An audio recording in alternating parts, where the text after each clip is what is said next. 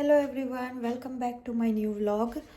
તો અટાણે વાગ્યા સાંજના 10 ને હું આગળ ઉઠી, બ્રશ કર્યું, મોં ધોયું, પાણી પીધું ને હું કાલ જરાક વ્લોગ ચાલુ કરા, કારણ કે આજ ને કાલે જ રજા હે. પછી પાછું તો કેમી જવાનું હોય તો હું કે 2 દી આપણી વ્લોગ બનાવીએ. તો પહેલાં બુધવારે મારે પૂંજાની બેયની ભેગી જ રજા હોય, પણ એની પાછો સવારે ઓવર ટાઈમ આવ્યો તો એણે ઓવર ટાઈમ લઈ લીધો. ઓવર ટાઈમ 5 કલાકનો હોય, 7 થી 12નો.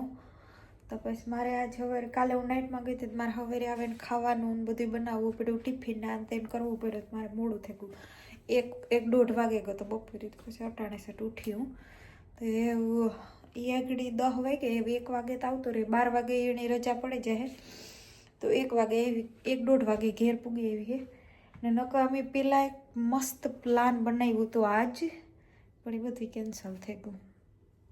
પહેલાં મારો વિચાર હતો કે મેં એવું કાં બુધવારે રજા છે ને તો આપણે એવું કાં પાણીપુરી ને રગડો ને એવું કાં ભેળ ને એવું બધું બનાવ્યું. એટલું હમણાં તો એટલા દી થયા ને એવું મન થયું ને પાણીપુરી ખાવાનું, મોંમાં પાણી આવી જાય નામ લઈએ ને તાઈ પણ. તો પણ કામ કરવું, એવી ને ઓવર ટાઈમ આવ્યો હતો એને લઈ લીધો હતો એ ગો. એ હવે આપણે નેક્સ્ટ વીક ઉપર રાખ્યું. તો એવું એ પૂંજો ઘેર ને તો મેં આજ સવારે હું આવતી હતી ને, જરાક આપણે રહોડામાં જઈને વાત કરીએ. કામ કરતાં કરતાં તો વહેલેરું કામય થતું થાય મારું કંઈ. તો હું એ કહેતી હતી કે પછી મેં પ્લાન ચેન્જ કર્યું અને મેં વિચાર્યું કે તો હું આજ ગાજરનો હલવો બનાવી.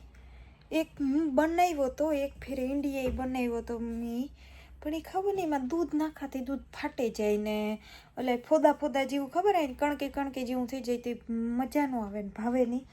તો એ આજે હું પાછો ટ્રાય કરા. આપણે ઇન્ડિયા જેવા અટાણે ઇન્ડિયામાં તો યાર હોય તો કેવા મસ્તીના એટલે રેડ કલરના લાંબા લાંબા ગાજર આવે એ આવે, પણ હું અમારે તો આજ ગાજર જોડે હેઠા ટેસ્કો ઓલા ગાજર જોડતા ફાલ્કોન માન, પણ એ લેવા કોણ જાય. તો હું મસ્ત આજે ગાજરનો હલવો બનાવવાની છે. મને હવારેથી જ પૂંજાનો ફોન આવ્યો ત્યારે મેસેજ આવ્યો હતો કે ફોન આવ્યો ત્યારે એ કહેતો હતો કે હું કે આજે ઓવર ટાઈમ હે તો 5 કલાક જાય. તો એ 10 વાગ્યા આગળ 2 કલાક 2-3 કલાકમાં તે આવી કહેતા તમારા ગાજરનો હલવો બની જાય લગભગ. પછી આવે એટલે પછી આવી પછી બે ખાઈ લીધું, કારણ મેં ખાધું ને એક વસ્તુ દેખાણે તમે જોવું. આ જી અમારા ઘરથી જી હેઠું જાય ને એ કેરા લે. હવે તમે કેરા તા જોવો, જાણે કેરાની બજાર કી લાગી હોય એને એટલા કેરાને ફ્રૂટ. જે શોપિંગ કરવા જેની જાર મજા આવે તાર જાય લે. જે હેઠું જાય આવે ઉપર આવે, જેની જાર મજા આવે તારી થઈ ગયો આ પૂરું થઈ ગયું. આજ જો હું બનાના પૂરા થઈ ગયા હોય ને તો હું જાય ને તો હું લેતી આવી, કેવો કેરા પૂરા થઈ ગયા લેતી જાય. પૂંજો આવી ને કેમી તારી લેતો આવી, કાલે કેરા પૂરા થઈ ગયા તો હું લેતો જાઉં. મયુર પછી હેઠો આવે ત્યારે લેતો આવે, કહો કેરા પૂરા થઈ ગયા હું લેતો જાય. ખરેખર બધા એક લેવે ને 4-5 ડઝન કેરાના કરી લીધા. હું સવારે જ કહેતી હતી મયુરનું કે આપણી હું વેસવાના કે હે એટલા કેરા થઈ ગયાથી. તો એ ખોટી બકવાસ બંધ કરી અને ફટાફટ હલવો બનાવવાનું સ્ટાર્ટ કરીએ. હલવાની આખી રેસીપી તો હું કંઈ કામ કહેવાય કે દેખાડતી ને એના કરી વિડીયો મારો પછી કામ કહેવાય કે 2-3 કલાકનો થઈ જાય ને માણસની મજા નહીં આવે. ને એને પહેલાં પણ મેં એક પનીરનો વિડીયો મૂક્યો હતો તો કોઈ જોયો જ નહીં. માણસને કંઈ ઇન્ટરેસ્ટ ને તો ખાવાને બનાવવાને એમાં તો એવા હાટું. પણ હું એડી ગાજર સોલે મસ્ત ક્રશ કરે ઓલું કરે ને ફટાફટ નાખે કરે ને ખબર નહીં કીક કરે ને કરે નાખા છેલ્લે લાસ્ટમાં હું તમને દેખાડીશ કે કેવો બન્યો ને કામ એને. પૂંજો આવી છે એટલે આપણે પછી એના પાસેથી પણ રિવ્યૂ લેશું કે કેવોક લાગ્યો એને પણ. તો ચાલો હલવો બનાવવાનું સ્ટાર્ટ કરીએ આપણે. તો ગાજર ગ્રેટ થઈ ગયું ને મેં દૂધ પણ ઓલું કરી લીધું. દૂધમાં મેં પહેલાં છે ને ઘી નાખ્યું હતું ને પછી એમાં દૂધ નાખ્યું હતું. એક ફેરે દૂધ ઉકળી જાય પછી એમાં આપણે ગાજર નાખી દેવાના. તો ઓલા દૂધની જે આપણી કણકી કણકી થાય ને એ ન થાય એવું હું વિચારા, પણ એવું જોઈએ કેવું બને ને કામ થાય એ ટ્રાય હે. આપણે તો ઠાવકું બને તો ઠીક છે ને નહીં બને તો છે કામ થાય. જોઈએ હવે કેવું બને, લેટ્સ સી.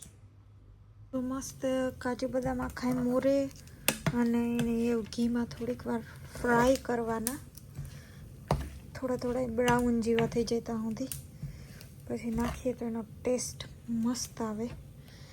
ને હલવો પણ જો આપણો બને છે.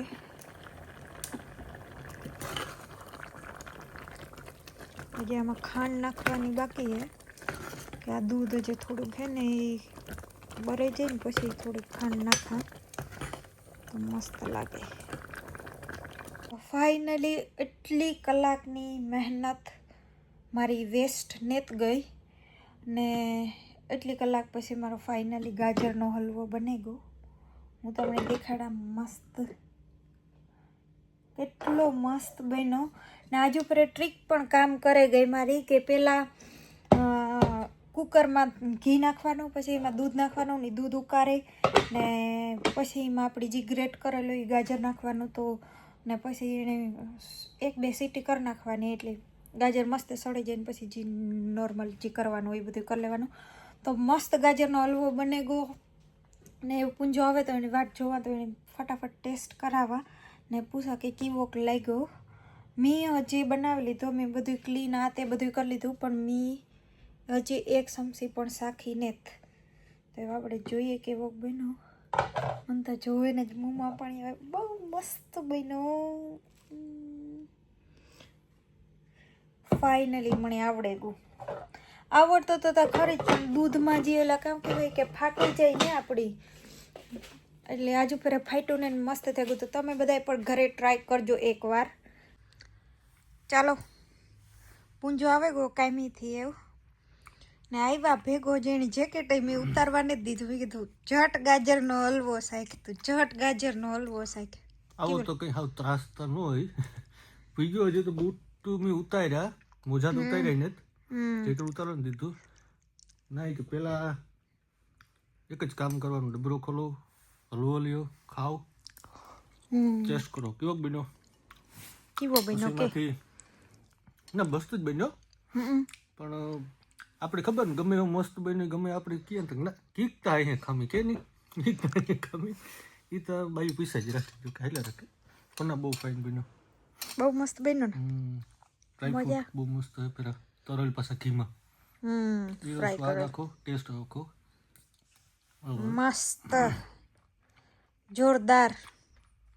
પાછો બનાવવા ને મસ્ત. હવે આપણે બનાવ્યું. ચાલો તો